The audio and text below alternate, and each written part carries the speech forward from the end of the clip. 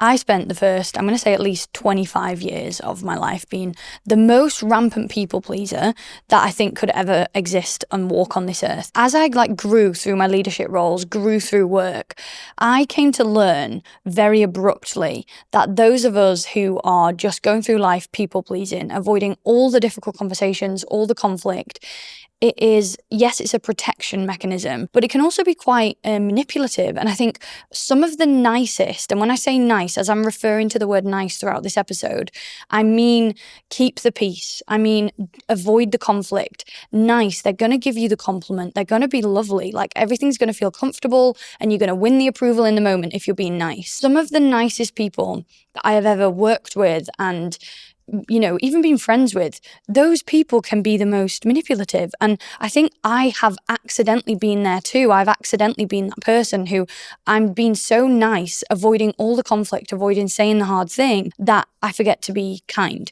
And when I'm referring to the word kind throughout this episode, so if you Google the word nice, you will get things like pleasant, agreeable, satisfactory. That's what being nice is. But if you Google the word kind and look at the Oxford Dictionary definition, kind is to be caring about other people, is to be generous. And so niceness is very much like keeping the peace, comfortable in the moment. If you are being a nice person, you're gonna not upset anyone today, okay? You are gonna avoid the difficult conversation, but avoid also the awkwardness that comes with that difficult conversation. Very nice. But if you are kind, on the other hand, it's just a slight difference.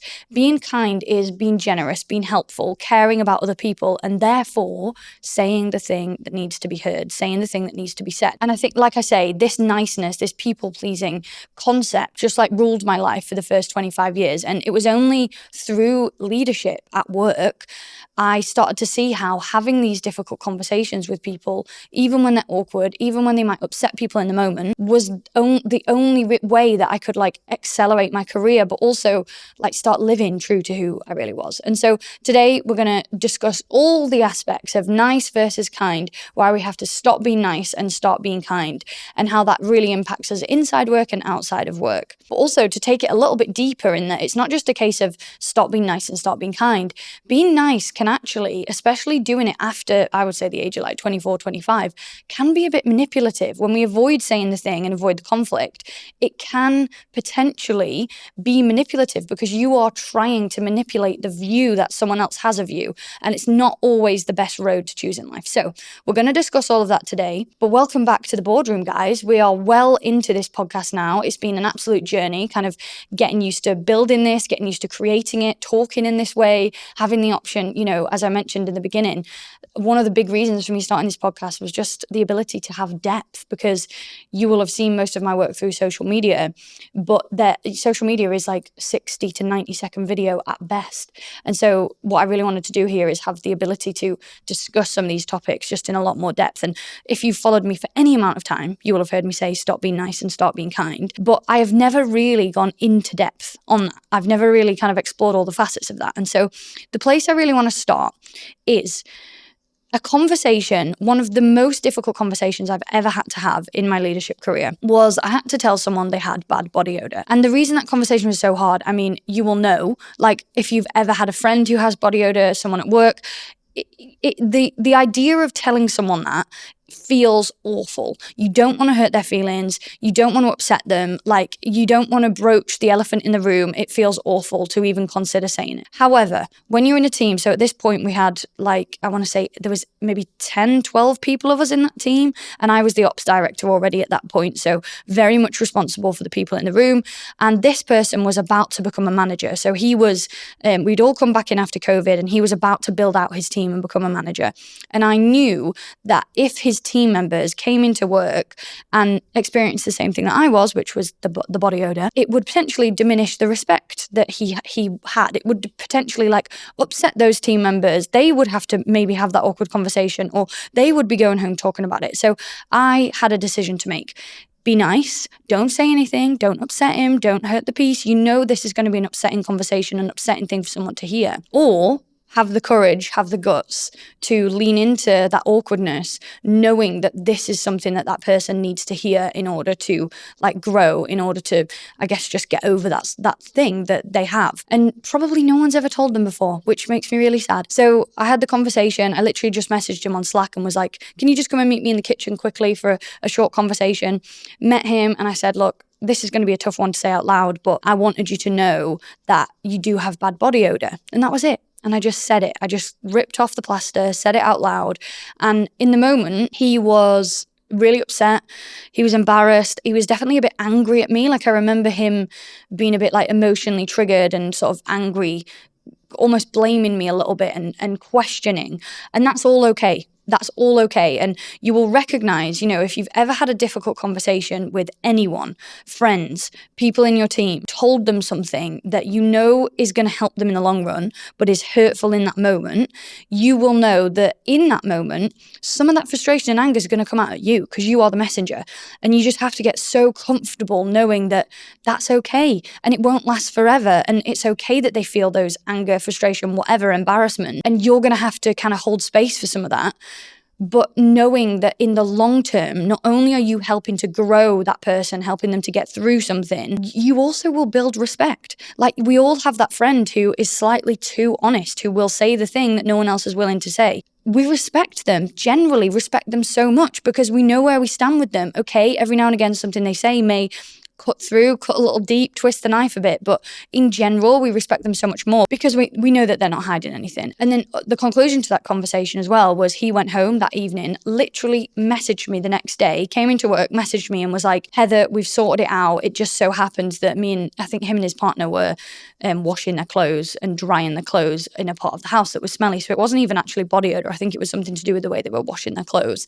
And they fixed it. It was sorted literally overnight. And then I went on to have an incredible working relationship with that person for years and years to come, still friends with him to this day, even though we don't work together, because I didn't avoid that thing. The respect was built in that moment. Another difficult conversation that I've had to have recently was with one of my closest friends, whereby, and this may sound so like petty because it's about wedding stuff, but if anyone's going through the wedding process at the minute, you will know that organizing a wedding, lots of drama comes up, lots of, there's relationships that have to be talked about. And for me, one of the difficult conversations came up whereby I was the maid of honor for one of my best friends last year, and I couldn't make her maid of honor for my wedding this year because I have two really, really close friends and I could have made them both maid of honor. I know this sounds so petty saying out loud, but it's like, I could have made them both maid of honor, but we only have 5 bridesmaids. I didn't want to kind of like dilute the role.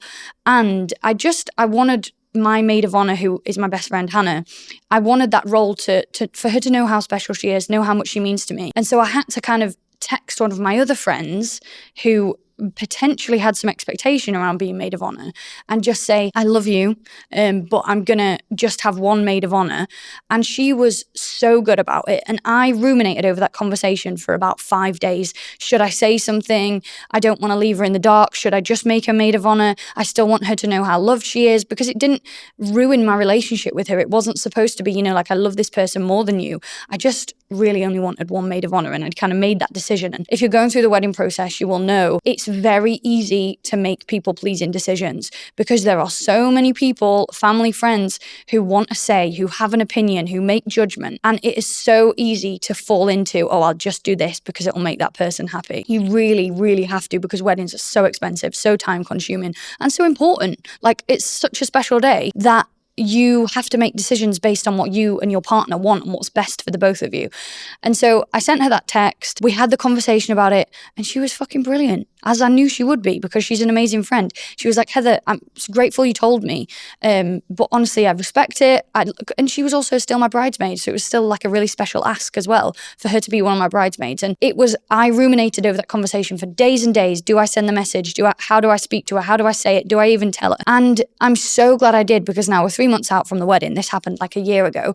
3 months out from the wedding, and it just means I get to have all the people I love around me. I've been so honest with all of them. They all know kind of exactly what I guess, I don't know, what position, I guess, weird, but like what I guess I need them to help me with. So that was another difficult one, just as an example. Another big example where people pleasing really came into play for me was, I remember the first time, this was probably the first time I ever had to have a difficult conversation at work, which was, I worked at Harrods. I was an assistant manager on the shop floor in the chocolate hall, and I had a team of about 8 people, and we would have like 4 or 5 of those people on the shop floor at any one time. Everyone worked shifts. The shop opened, I can't remember what it was, I want to say like 8 till 8 most days. And I was managing shift patterns. And as you know, when you work shifts, if someone's late for their shift, if someone cancels their shift last minute, it has a huge knock-on impact on the rest of the team. And there was a member of the team who, she was older than me. She'd worked there for longer than I had. She had lots of like inbuilt relationships with people in the team already. People tended to like her. Respect, I don't know, that was probably in question, but just liked her. Like, she was a big voice on the team. Yet she kept letting us down with shifts, with lateness, and it had this huge knock-on impact on the team. And I knew I had to have a conversation with her about it. So this is going back to like 21-year-old Heather, first proper management role. I'd been in supervisor roles before, but first proper, like, the book stops with me kind of thing. I'd identified that this was a problem. So one day I plucked up the courage to go and have the conversation, just take it to the side and say, look, your lateness is deeply impacting the rest of the team. It's hard for us to manage these shift patterns as is. You're requesting shifts, we're giving them to you. But when you turn up late, even by just 15 minutes, it's really impacts. Someone else has to stay to cover that. They might miss a bus. They may then end up getting home an hour later than they had to, all because you just missed your bus in the morning for the 10th time this month. And so I know it seems so small. I know it seems like, yeah, that's an easy conversation to have. But 21-year-old me speaking to the person who was like liked the most in the team was just really tough. But one of the things that happened to me that changed my mind and opinion on this idea about nice versus kindness was when it happened in reverse. So it happened to me. Someone gave me some really difficult feedback that upset me in the moment, hurt me in the moment, but turned into this like huge growth opportunity. So I want to rewind you to, it was 2019, 2020. And we were going through the sale of Go Proposal to Sage. So Go Proposal, I've mentioned before, was the business that I worked inside. I was the second member of staff. It was a tech company. We sold proposal software to accountants, and we scaled that business up to multi-millions in revenue and sold it into Sage, a big FTSE 100 tech company, one of the biggest tech companies in the world. And as we were going through the sale of Go Proposal to Sage, one of the ways that a business is valued, so like how many millions of pounds it'll sell for essentially, is like one of the key metrics that they look at is how ingrained in the business is that founder. So how much does the business have a dependency on the founder? Now, the founder of that business was very deeply ingrained. He'd built it from the ground up. He was a big visionary. He was like a influencer in the accountancy space, and he was brilliant. But the business did rely on him. He'd built the marketing. The marketing was built off of his face. The emails came from him. The sales were done by him. The development of the product was generally like he came up with the ideas and then passed them over to the devs. Everything, just every corner of the business did heavily rely on the founder.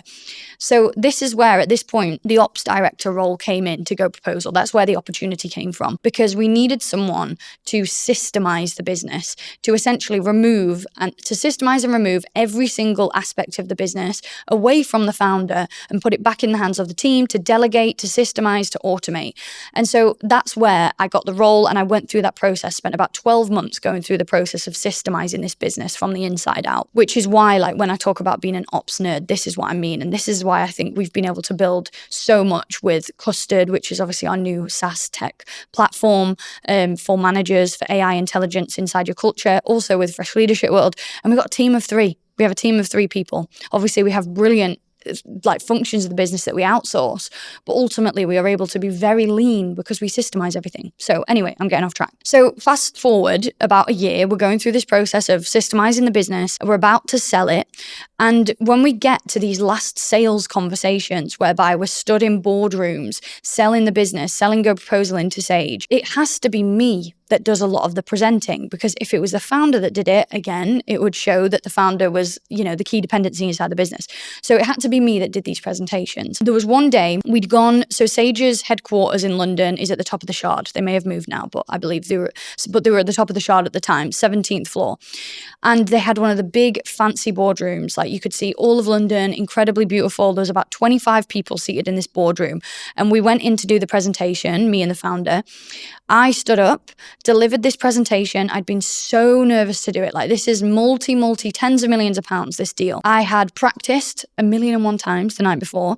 I'd been like pacing up and down. I'd been so nervous, practicing breathing, understanding how to, speak, etc. Get into the meeting, deliver the presentation, walk out, and I'm like, you know what? I think I've smashed that.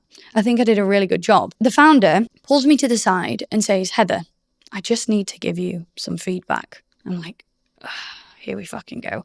So I just need to give you some feedback. And he said, you speak so fast that people in the room are really struggling to understand what you say. When you present, I just need you to slow down, like take a breath, slow down. And in the moment, so we'd come out of this presentation like maybe 2 minutes earlier.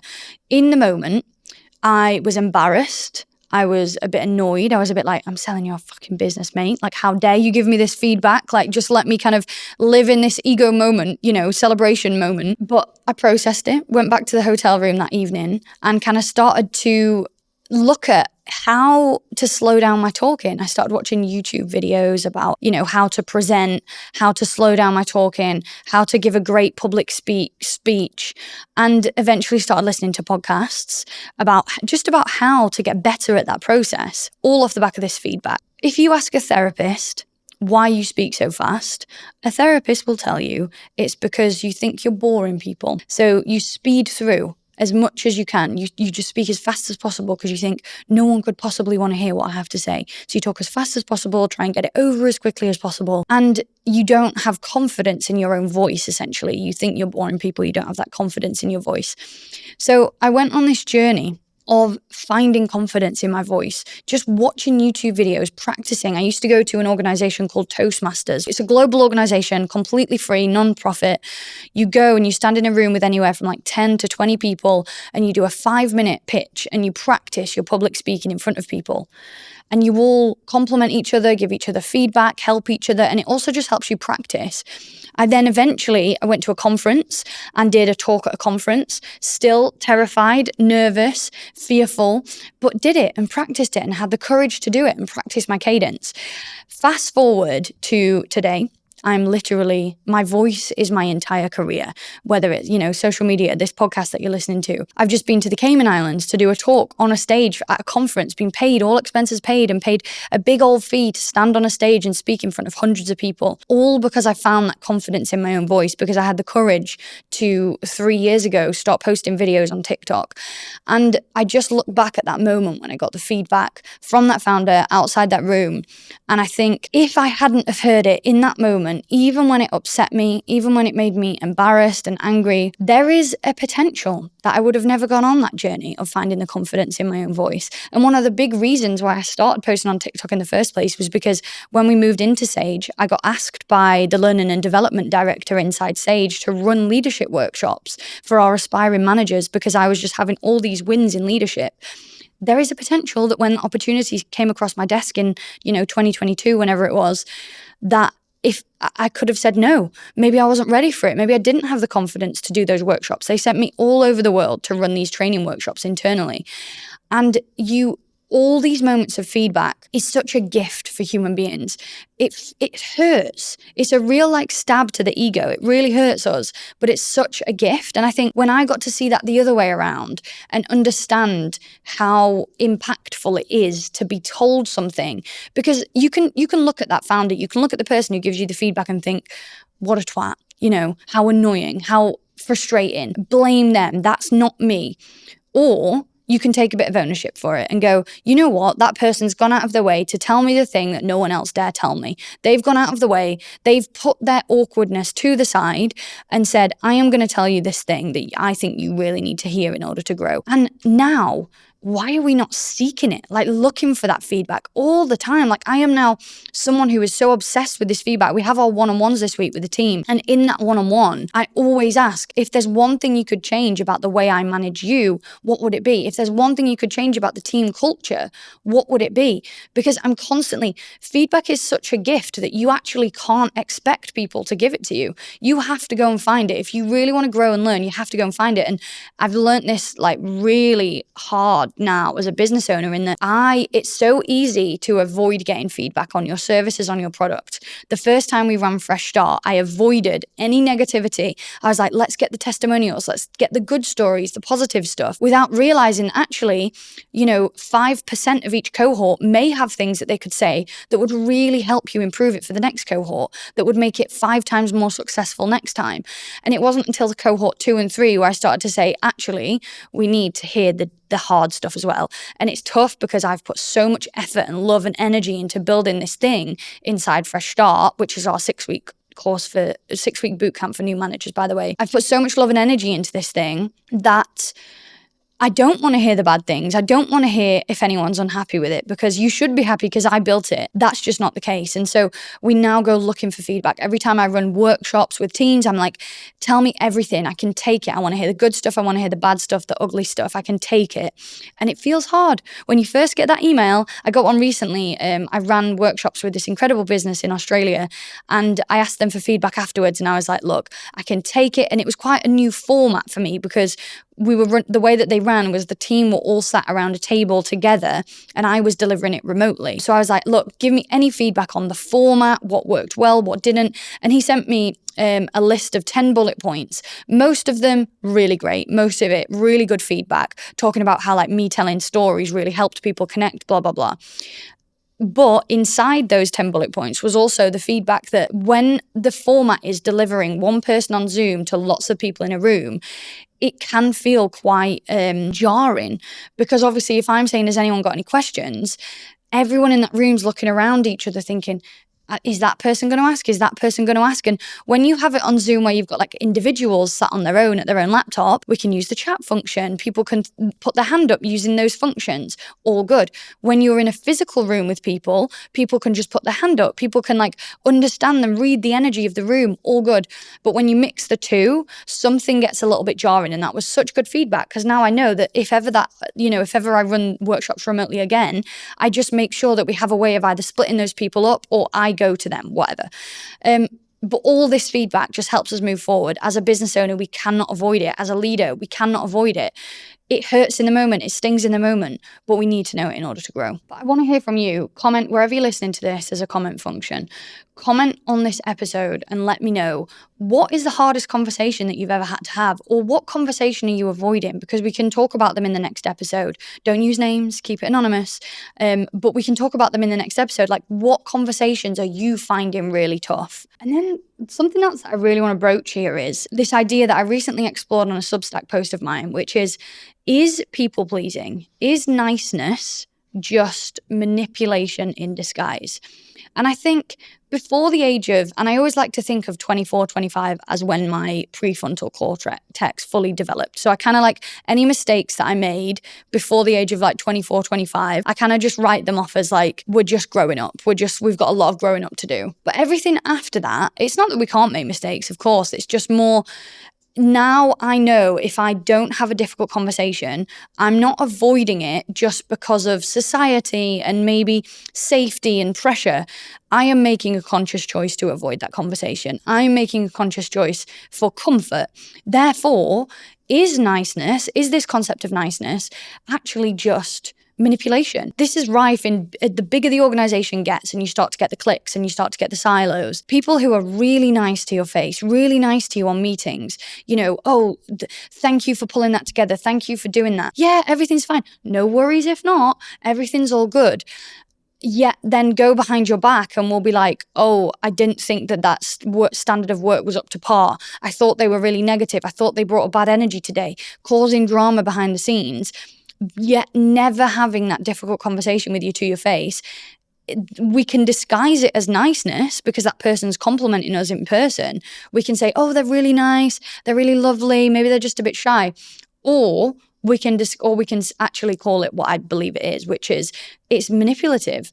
Like, especially as we move into adulthood, like no longer can we afford, in leadership especially, we are responsible now for the happiness of human beings inside work. We're not responsible for them all the time, but inside work, making sure that work positively impacts them and their life, and it challenges them and fulfills them, and doesn't have the opposite impact, which is it's negative, they hate it, it makes them anxious.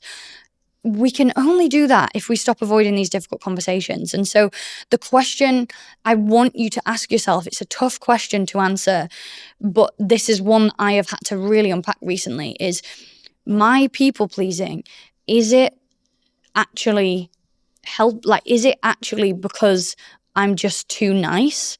Or am I working so hard to protect this version of myself that is liked, that people like, that people want to work with because it's easy? I'm easy to work with. Which one is it?